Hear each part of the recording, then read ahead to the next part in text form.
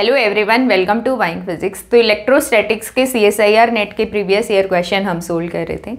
तो इलेक्ट्रोस्टैटिक्स को हमने 2 चैप्टर्स में डिवाइड कर दिया, जिसमें फर्स्ट चैप्टर के लिए जो 4 वीडियो थी वो हम बना चुके हैं। आज की जो वीडियो होगी वो इलेक्ट्रोस्टैटिक्स के ही प्रीवियस ईयर क्वेश्चन हम सोल्व करेंगे, लेकिन जो कंडक्टर्स और डाइइलेक्ट्रिक कंडक्टर्स वाला पार्ट है उस पर किस टाइप के क्वेश्चंस पूछे जाते हैं वो हम देखने वाले हैं। तो उस पर क्वेश्चन आपके किस टाइप के बनते हैं, मोनोपोल मोमेंट हो गया, डाइपोल मोमेंट हो गया, मतलब कहने का क्या है, एक मल्टीपोल एक्सपेंशन ऑफ पोटेंशियल हम टॉपिक पढ़ते हैं, जिसमें मल्टीपोल के लिए पोटेंशियल कैसे वेरी करता है और इलेक्ट्रिक फील्ड का वेरिएशन कैसे होता है, उस टाइप के क्वेश्चन हम देखने वाले हैं। बाउंड्री कंडीशंस पे किस टाइप के क्वेश्चन पूछे जाते हैं, तो बाउंड्री कंडीशन के क्वेश्चन हम देखेंगे। और बाउंड्री कंडीशन जो है, कौन कौन सी बाउंड्री कंडीशंस होती हैं वो हमने अपने टेलीग्राम चैनल पे शेयर भी कर रखी हैं, तो वहाँ से आप देख सकते हो। और जो लेक्चर मैं यहाँ पे करवा रही हूँ उसकी PDF भी आपको टेलीग्राम चैनल पे मिल जाएगी, तो आपका ज़्यादा टाइम ना लगे। अगर आपको क्वेश्चन समझ आ जाते हैं PDF से तो टेलीग्राम चैनल आप ज्वाइन कर लो। तो आज की वीडियो का फर्स्ट क्वेश्चन है अपना, ये दिसंबर 2012 में आया था और ये क्या है, 4 charges 2 + q and 2 - q are kept fixed at the 4 vertices of a square of side A as shown at the point P which is at a distance r from the centre, और जो r distance है वो greater than है a से, तो potential is proportional to. तो हमें potential बताना है। तो ये फिगर देख के ही आपको पता चल रहा होगा कि जो फिगर है अपनी वो किसकी है, क्वाड्रुपोल मोमेंट की है, क्वाड्रुपोल मोमेंट की है, ठीक है। तो क्वाड्रुपोल मोमेंट के लिए जो पोटेंशियल होता है उसका वेरिएशन कैसे होता है, potential at a large distance r पे हम फाइंड आउट करते हैं। तो वो क्या होता है, इन्वर्सली प्रोपोर्शनल होता है, इन्वर्सली प्रोपोर्शनल होता है r³ के, ठीक है। तो ये लार्ज डिस्टेंस r जो कैपिटल R यहाँ पे गिवन है, तो क्या हो जाएगा, इन्वर्सली प्रोपोर्शनल होगा r³ के। C ऑप्शन करेक्ट हो जाएगा। अगर आपको नहीं पता कि ये क्वाड्रुपल मोमेंट की फिगर है, मैं आपको बता देती हूँ। जो मोनोपोल मोमेंट होता है उसमें एक चार्ज होता है अपना, ये मोनोपोल मोमेंट को रिप्रेजेंट करता है। मैं लिख भी देती हूँ यहाँ पे, ये तो क्या है, मोनोपोल है। डाइपोल जो होता है उसमें क्या होता है, 2 चार्जेस होते हैं अपने, तो ये अपना होगा क्या, डाइपोल होगा।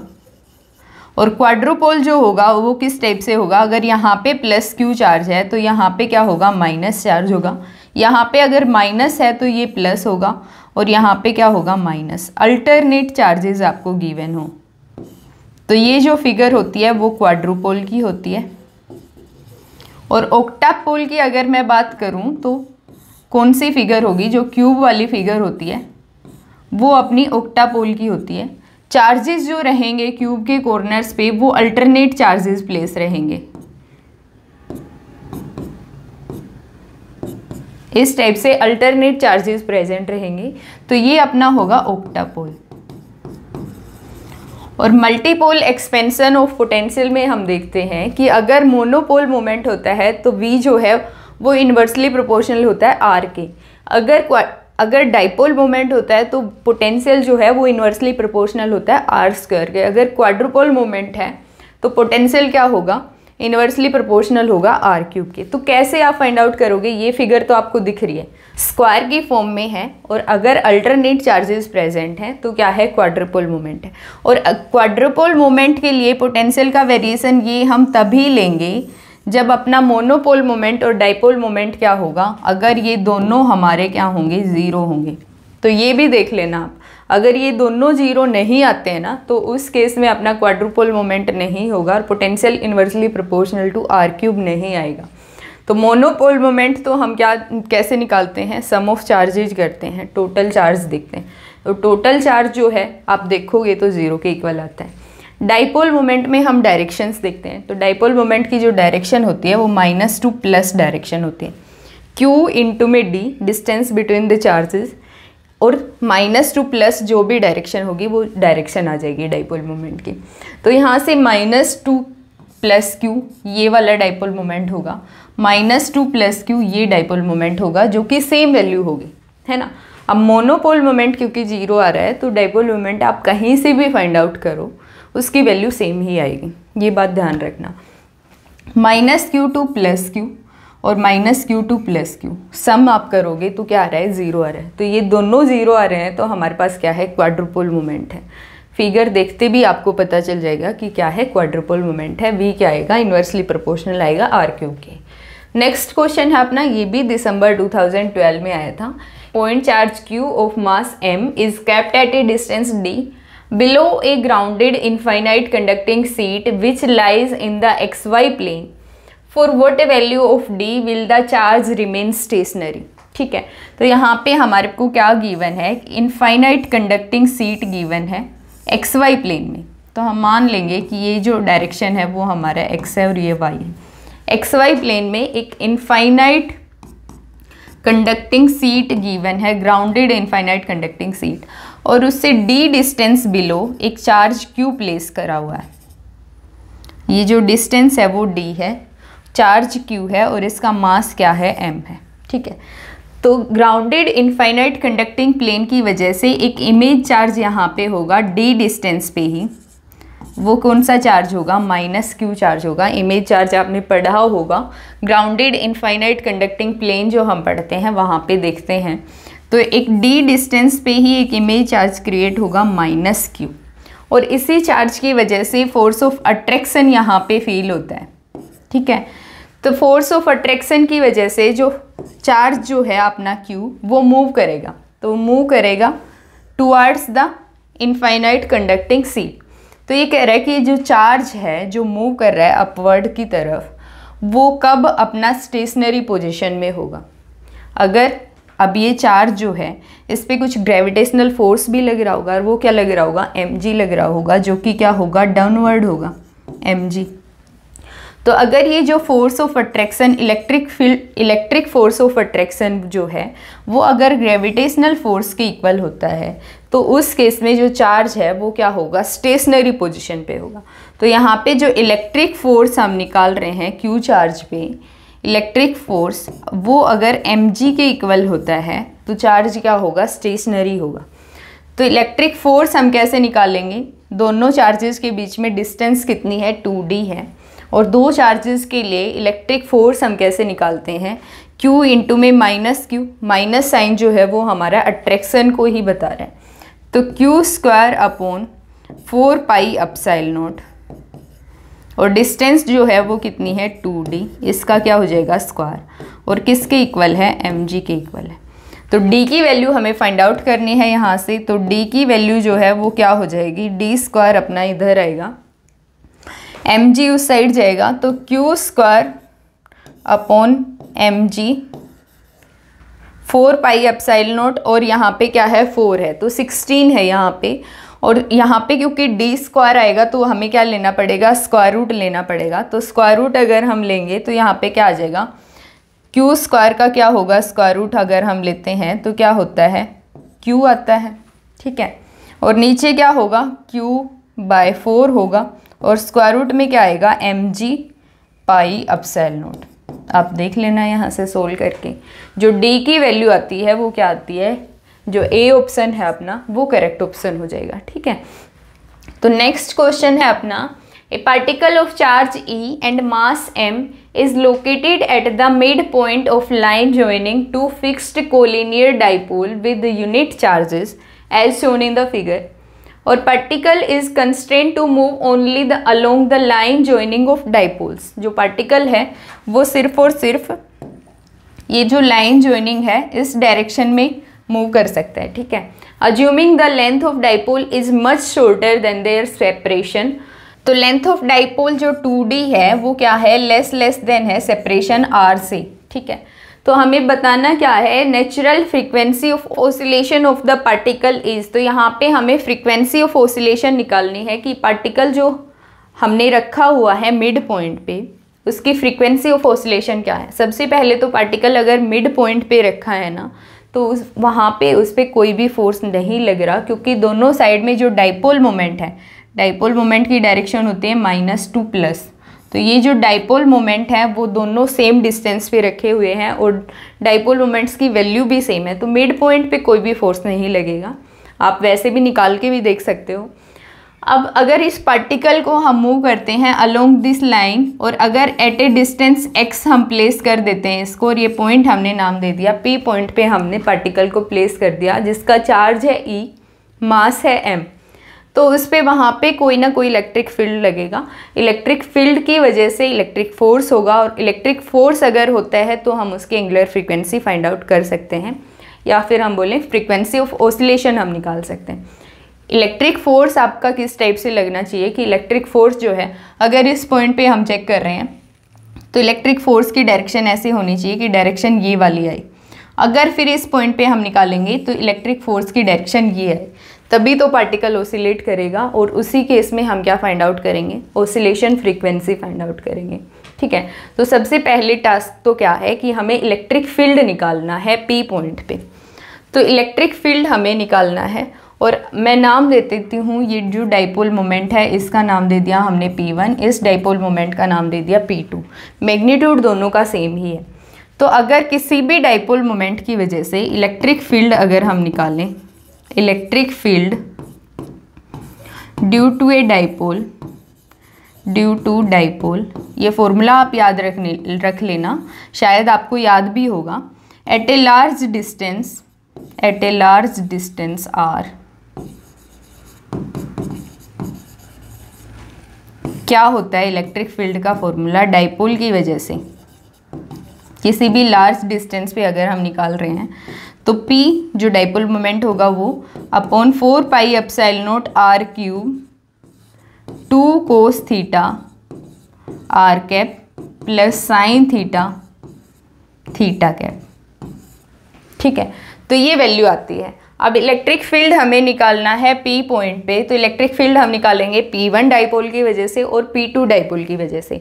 तो इलेक्ट्रिक फील्ड हम सबसे पहले निकालते हैं P1 डाइपोल मोमेंट की वजह से, उसकी वैल्यू क्या आ जाएगी, P1 हम नाम दे देते हैं इसका अपॉन 4 पाई एप्सिलॉन नॉट, जो r डिस्टेंस है वो हमारी क्या है, यहाँ से लेके जो r यहाँ से लेके और यहाँ तक की डिस्टेंस होगी। तो r तो ये है ही, प्लस में क्या हो जाएगा, x हो जाएगा। तो r प्लस x, इसका क्या हो जाएगा, क्यूब। अब एंगल की अगर हम बात करें तो r कैप जो रेडियल वेक्टर है वो कौन सा होगा, डाइपोल मोमेंट से लेके और उस पॉइंट तक का जो वेक्टर होगा उसको हम रेडियल वेक्टर बोलेंगे r कैप। ठीक है, तो कोस थीटा अगर डाइपोल मोमेंट की डायरेक्शन ये है और रेडियल वेक्टर की डायरेक्शन ये है, दोनों के बीच में एंगल जो है वही हमें क्या बताता है, कोस, वही जो एंगल होता है वो क्या होता है, थीटा होता है। तो एंगल दोनों के बीच में क्या है, दोनों अपोजिट हैं, तो एंगल क्या है, 180 डिग्री का है। तो कोस थीटा की जगह पे आप 180 रखोगे तो कोस थीटा की वैल्यू क्या आएगी, -1, साइन थीटा की वैल्यू क्या आएगी, 0। तो क्या वैल्यू आती है, 2 -1 इंटू में डायरेक्शन की अगर आप बात करो, आर कैप डायरेक्शन ये वाली रिप्रेजेंट करता है, और इस डायरेक्शन को मान लो मैं नाम दे देती हूँ एक्स कैप डायरेक्शन का।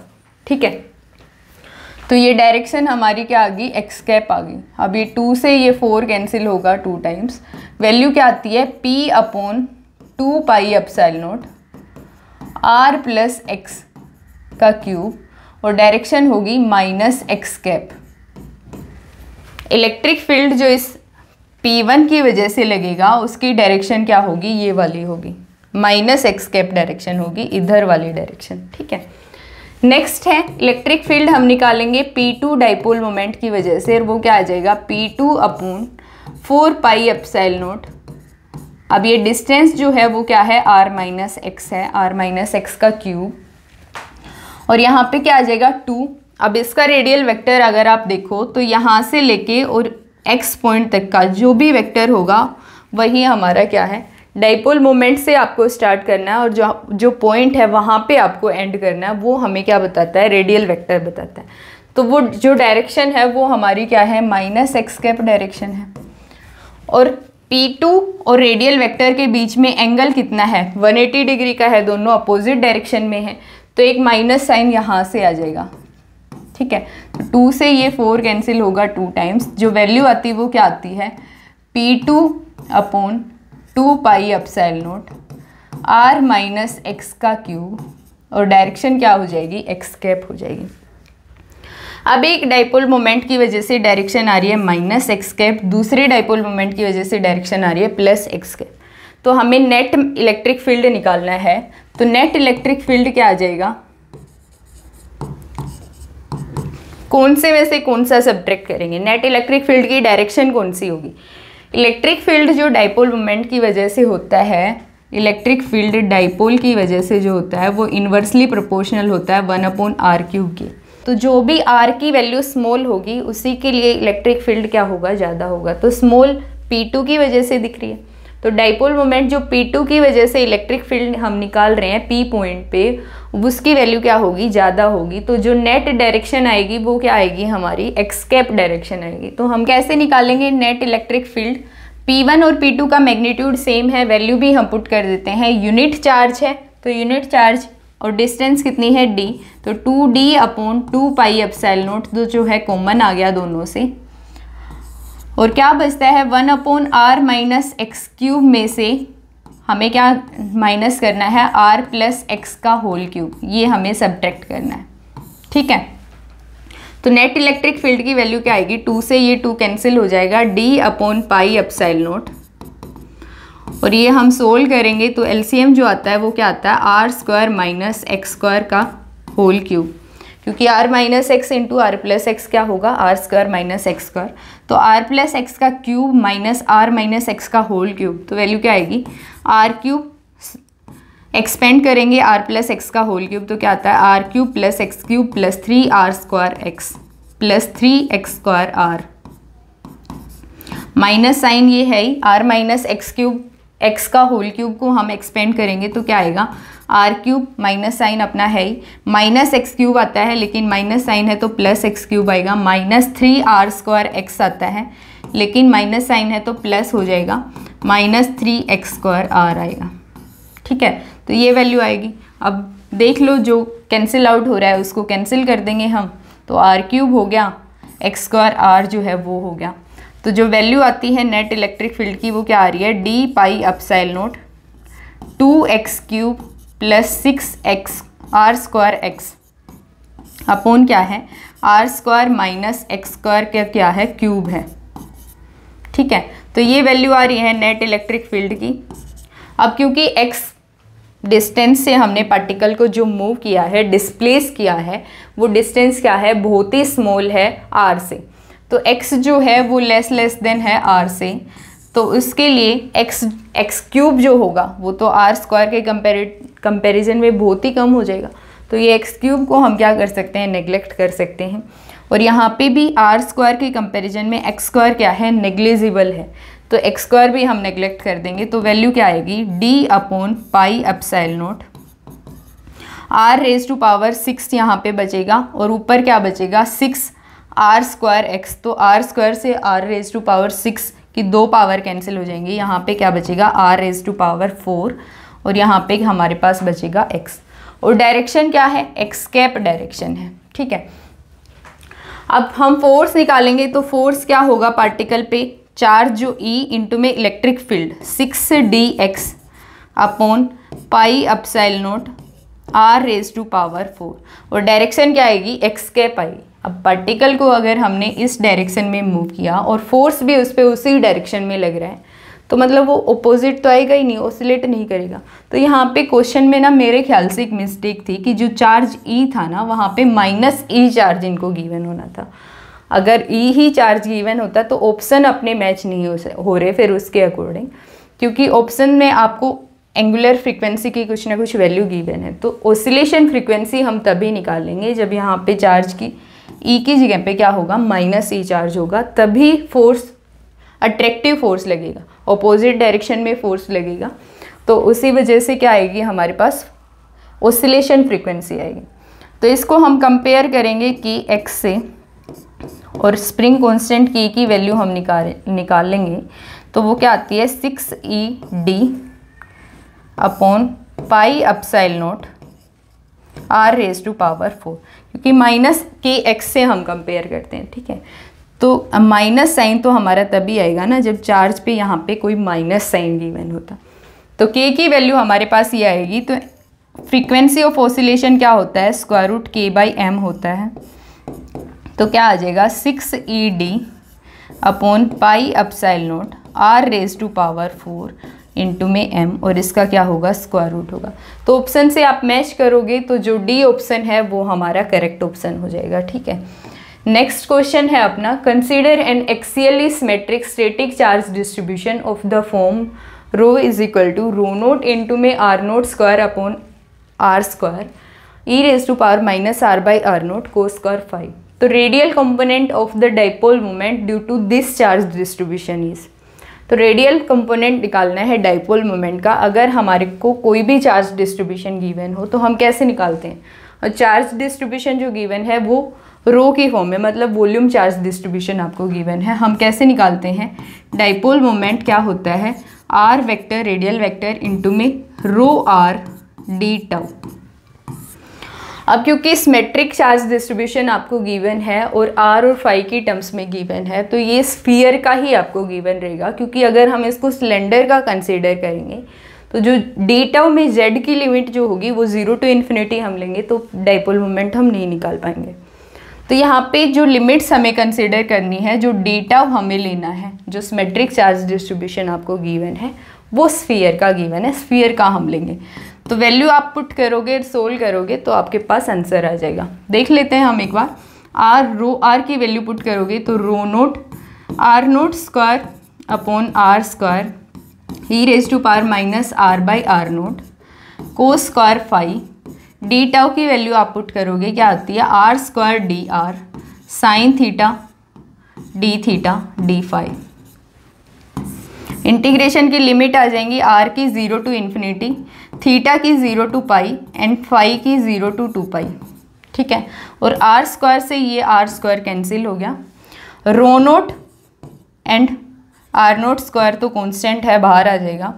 0 टू इन्फिनिटी R इंटू में e raise to power minus R by R naught d r, integration 0 to pi sine theta d theta, integration 0 to 2 pi cos square 5 d 5। ठीक है, तो ये integration आपको solve करनी है। 0 to pi sine theta d theta का integration की value हमारे पास क्या आती है 2 आती है। साइन थीटा का इंटीग्रेशन होगा माइनस कोस थीटा, लिमिट्स हम पुट करेंगे तो वैल्यू आएगी 2। तो इसकी वैल्यू तो आ गई 2 rho naught R naught square. ये जो इंटीग्रेशन है ये आपने क्वांटम मैकेनिक्स में बहुत देखा होगा, 0 to infinity R raise to power n e raise to power minus alpha r, या x की टर्म्स में आपने देखा हो डी आर, उसकी वैल्यू क्या होती है n factorial upon alpha raise to power n plus 1, ये वैल्यू होती है। तो ये रिजल्ट हम यूज कर लेंगे। r की पावर कितनी है 1, तो 1 फैक्टोरियल अपॉन अल्फ़ा की वैल्यू क्या है 1 बाई R नोट, उसकी पावर कितनी हो जाएगी 1 प्लस 1 2। और ये इंटीग्रेशन आप सोल्व करोगे कैसे, 0 टू 2 पाई का इंटीग्रेशन, कोस स्क्वायर 5 को हम लिखेंगे 1 plus cos 2 5 divided by 2 D 5। तो 1/2 तो कांस्टेंट है, इंटीग्रेशन क्या होगा 5 होगा, कोस 2 5 का साइन 2 5 होगा, लेकिन लिमिट पुट करने पे वैल्यू मिलेगी 0। तो जो वैल्यू मिलेगी वो 1/2 5 के अकॉर्डिंग आपको मिलेगी। तो p की वैल्यू क्या आ रही है 2 rho naught R naught square, और यहाँ पे भी R नोट स्क्वायर है, जो ऊपर जाएगा तो R naught raise to power कितनी हो जाएगी 4, और 1/2 इंटू में 5 की लिमिट आप पुट करोगे 2 पाई माइनस 0, तो वैल्यू क्या मिल रही है यहाँ से पाई मिल रही है, तो 2 rho naught pi R naught raise to power 4। ये हमारे पास क्या आ गया डाइपोल मोमेंट का रेडियल कंपोनेंट आ गया। ऑप्शन से आप मैच करोगे, जो ए ऑप्शन है वो करेक्ट ऑप्शन हो जाएगा। ठीक है, तो नेक्स्ट क्वेश्चन है अपना, a point charge Q is placed symmetrically at a distance D from 2 perpendicularly placed grounded conducting infinite plates as shown in the figure. The net force on the charge in units of 1/4 pi epsilon naught is. ठीक है, तो ये जो charge Q यहाँ पे place किया हुआ है उस पर हमें क्या निकालना है, नेट फोर्स निकालना है, और दोनों साइड क्या है ग्राउंडेड इनफाइनाइट कंडक्टिंग प्लेट्स आपको गिवन है। तो ग्राउंडेड इनफाइनाइट कंडक्टिंग प्लेट्स का केस हम देखते हैं, इमेज चार्ज हम बात करते हैं। ठीक है, तो ये जो कंडक्टिंग प्लेट है इसकी वजह से हमारे पास क्या होगा, सेम डिस्टेंस D पे एक माइनस Q चार्ज होगा, इसकी वजह से क्या होगा सेम डिस्टेंस डी पे क्या होगा, माइनस क्यू चार्ज होगा। और इन दोनों की वजह से यहाँ पे सेम डिस्टेंस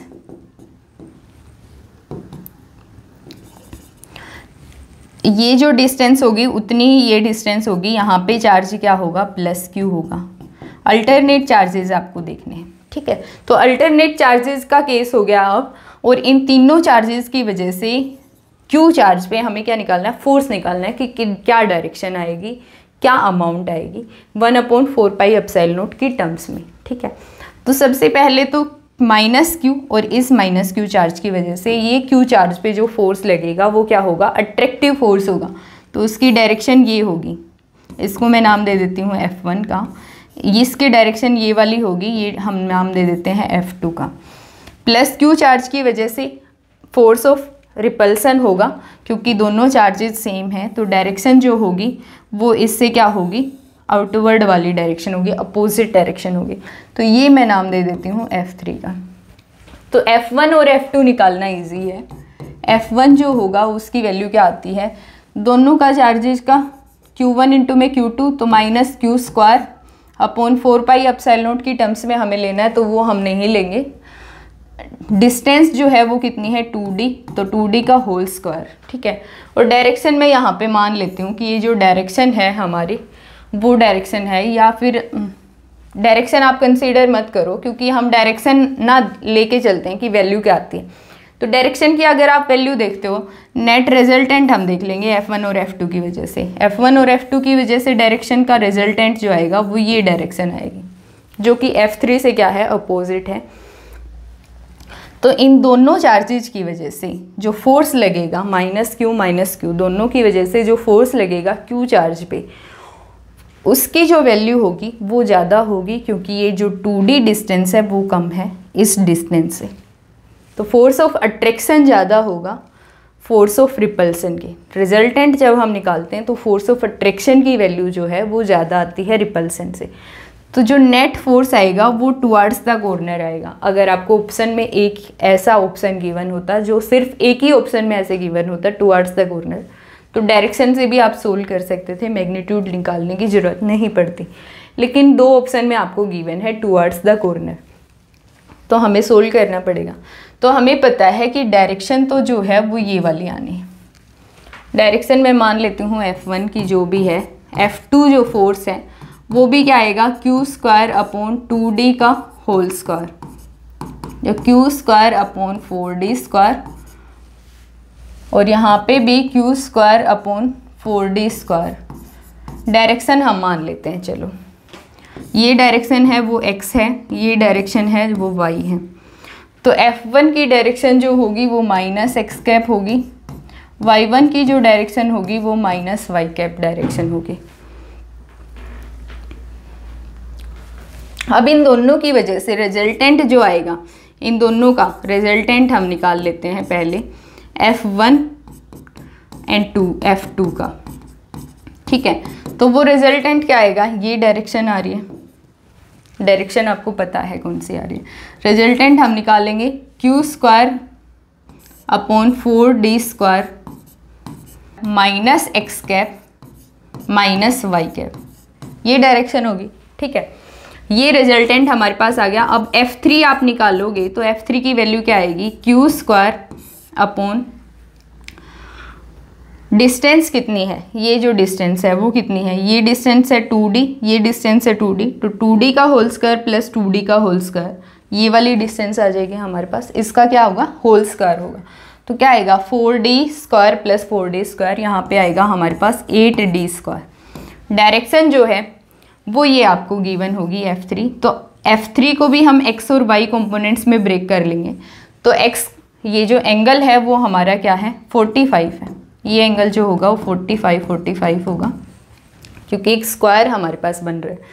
तो x कैप डायरेक्शन में कोस ऑफ 45 और y कैप में भी cos of 45, 1/√2 x cap plus 1/√2 y cap, ये डायरेक्शन हमें मिल रही है। अब आप निकालो नेट, F नेट निकालो आप, उसकी वैल्यू क्या आ जाएगी, सबका सम हमें करना है। तो क्यू स्क्वायर अपॉन 8D हम बना लेते हैं इसको, तो इसके साथ में 2 ले लेती हूँ, मैं 2 से डिवाइड कर लेती हूँ, 2 से मल्टीप्लाई कर लेती हूँ, तो यहाँ पे क्या आ जाएगा 8d², यहाँ पे 2 आ जाएगा।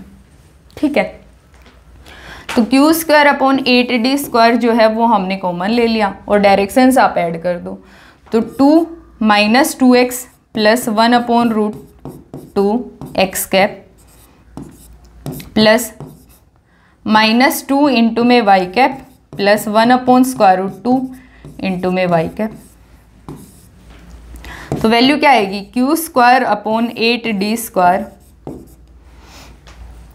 तो इसको आप सोल्व करोगे तो √2 जो है वो हमारा LCM आ जाएगा और यहाँ पे हम सोल्व करते हैं तो -2 प्लस 1 इंटू में क्या है x कैप और सेम ही यही आ जाएगा √2 -2 प्लस 1 इंटू में क्या आएगा y कैप। तो डायरेक्शन जो है वो आपको दिख रही है कि डायरेक्शन क्या आएगी अवे फ्रॉम द कॉर्नर और टुवर्ड्स द कॉर्नर, इस टाइप से आपको डायरेक्शन गिवन है। तो अगर टुवर्ड्स द कॉर्नर आपको दिख रही है कि डायरेक्शन आएगी तो टुवर्ड्स द कॉर्नर की जो डायरेक्शन है वो क्या है 1 upon √2x cap minus 1 upon √2y cap, क्योंकि इसको अगर आप ब्रेक करते हो तो -y कैप और -x कैप डायरेक्शन हमारी है, ये वाली जो डायरेक्शन है। ठीक है, या फिर आप इसको सिंपल करके भी सोल्व कर सकते हो, वैसे अब तो हो ही गया ये q² अपॉन 8d² और -1 अपॉन √2x कैप अगर मैं कॉमन लेती हूँ यहाँ से -1 हमने ले लिया तो इधर क्या बचेगा 2 √2 -1, ये हमने ले लिया, सभी से कॉमन ले लिया। ठीक है, और यहाँ पे बच रहा है -1 अपॉन √2y कैप। तो ये जो डायरेक्शन है वो तो हमारी क्या बता रही है टुवर्ड्स द कॉर्नर बता रही है, और जो मैग्नीट्यूड है वो हमारा क्या है ये वाला मैग्नीट्यूड है। तो नेट फोर्स आप देख लो, जो ए ऑप्शन है वो हमारा करेक्ट ऑप्शन हो जाएगा। तो नेक्स्ट क्वेश्चन है अपना, late 4 charges q - q/2 q and -q/2 be placed at the vertices of a square of side A. Let another point charge -q be placed at the center of the square. -q placed at the center of square. See the figure. Let VR be the electrostatic potential at point P at a distance R जो है वो greater है A से। ये जो side है वो हमें गिवन है कितनी A, और पोटेंशियल हमें निकालना है किसी फार पॉइंट पे P पे जो कि R डिस्टेंस है वो ग्रेटर है A से। From the centre of the square then V of 2R upon V of R की वैल्यू क्या आएगी। अब देखो, देखने से क्या पता चल रहा है कि अल्टरनेट चार्जेस रखे हुए हैं, क्वाड्रुपोल जैसी सिचुएशन आपको दिख रही है। लेकिन अगर चार्जेस सेम होते और सेंटर पे चार्ज नहीं होता तो हम श्योर हो सकते थे कि क्वाड्रुपोल मोमेंट ही है, लेकिन यहाँ पे सेंटर पे भी चार्ज है और चार्जेस जो अल्टरनेट चार्जेस रखे हैं वो सेम नहीं है। तो हम चेक करेंगे, सबसे पहले तो आप मोनोपोल मोमेंट चेक करोगे। तो मोनोपोल मोमेंट के लिए चार्जेस का सम करते हैं, चार्जेस का सम करेंगे हम, वैल्यू क्या आती है 0। तो इसके लिए जो मोनोपोल है वो तो एग्जिस्ट नहीं करता, मोनोपोल मोमेंट की वैल्यू क्या है Q से हम रिप्रेजेंट कर रहे हैं, उसकी वैल्यू क्या है 0 होती। ठीक है, अब डाइपोल मोमेंट अगर आप फाइंड आउट करो तो डाइपोल मोमेंट अगर आप किसी भी पॉइंट से निकालते हो ना तो डाइपोल मोमेंट क्या आता है हमारा, डाइपोल मोमेंट की वैल्यू भी क्या आती है 0 आती है। तो जो पोटेंशियल होगा मल्टीपोल एक्सपेंशन से हम देखते हैं, अगर डाइपोल मोमेंट भी 0 है तो क्वाड्रुपोल के अकॉर्डिंग पोटेंशियल होगा हमारा। तो क्वाड्रुपोल के अकॉर्डिंग जो पोटेंशियल होता है वो क्या होता है, पोटेंशियल अगर किसी भी r डिस्टेंस पे हम निकालते हैं तो वो इन्वर्सली प्रोपोर्शनल होता है r³ के। तो अब यहाँ पे हमें क्या निकालना है, v of 2r upon v of r हमें निकालना है। तो जो प्रोपोर्शनल कांस्टेंट होगा वो तो कैंसिल हो जाएगा, 2r की वजह से क्या होगा 1 अपॉन 2r का क्यूब, और r की वजह से क्या होगा 1 अपॉन r का क्यूब। तो r³ तो कैंसिल हो जाएगा और 2 का क्यूब वैल्यू क्या आती है 1/8। तो जो डी ऑप्शन होगा ना वो आपका करेक्ट ऑप्शन हो जाएगा। ठीक है, तो आज की वीडियो तो यहीं पे ख़त्म होती है, जो रिमेनिंग क्वेश्चंस हैं वो हम नेक्स्ट वीडियो में देखेंगे। आई होप आपको समझ आया होगा। अगर आपको लेक्चर की PDF चाहिए तो आप टेलीग्राम चैनल ज्वाइन कर सकते हो। तो मिलते हैं नेक्स्ट वीडियो में।